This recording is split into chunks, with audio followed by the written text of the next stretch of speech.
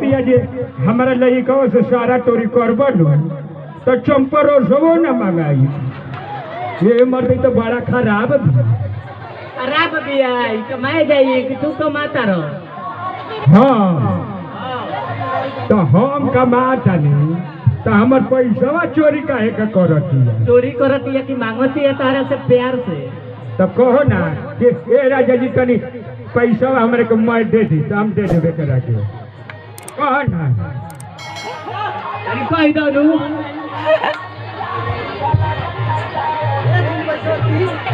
तेरी पैसा मत दी ना, तनी और प्यार से बोला, कौन पैसा तनी और प्यार से बोला ना रे। पैसे प्यार से फिर प्यार बाबा तो चिमटी लग जाए बाबू। झूठी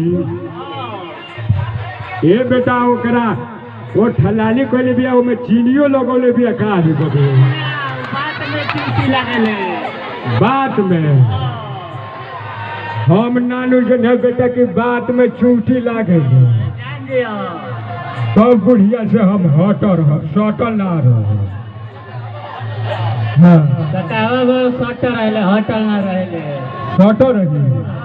देखो हमार लड़का कितना चलाक बस ससुरा अपना माइये के कहता कि सटर बार बार बेटा बेटा होके के चाहिए तो सबसे प्यार बा बुझला बाबू, सबसे प्यार बा।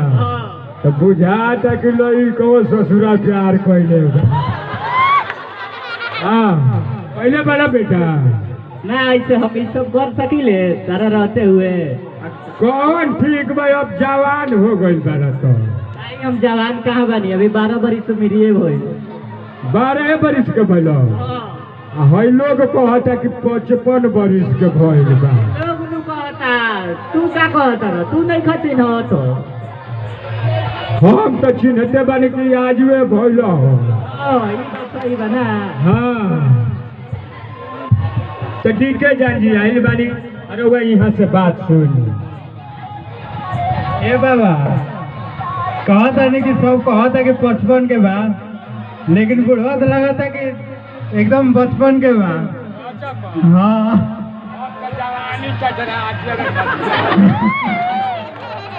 देखिए कहीं मौका मिले तो ओके लाभ उठा ले।